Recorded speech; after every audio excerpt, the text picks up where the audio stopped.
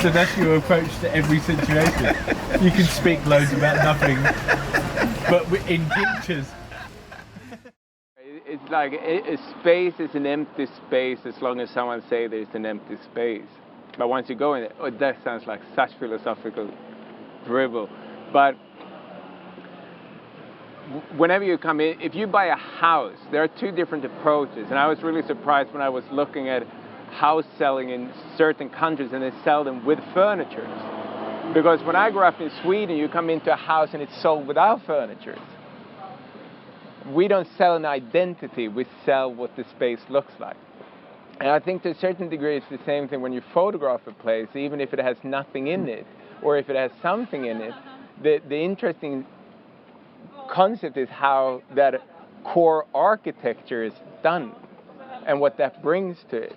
The architect does not only smack up the buildings with you know, haywire putting windows in. They think about how the light is going to hit, and then it's up to how that's furnished to work with how those windows and the architecture features are done. And I think that's a little bit what I'm trying to do when I photograph interiors. I'm as interested in the empty space of that building as I am to the interior that is being created within that space, if that makes any sense. Very often, no. To make it better. No, it comes down, I started off doing documentary. That's what I wanted to become. I wanted to be a war photographer, and as things tends to do, it change over time. So I don't do war photography, but the lingering of what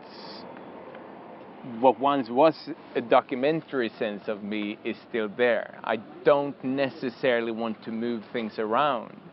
There's a reason why things are put in a certain way, and I think that the person who did that because they felt at that time that that was the most ultimate way of having it, and that's why it lingers on. And that becomes part of that interior, and that's what I try to capture. So it's not interior photography in the sense of interior photography as it is a documentary approach to interior photography. And I think that that is what kind of creates that,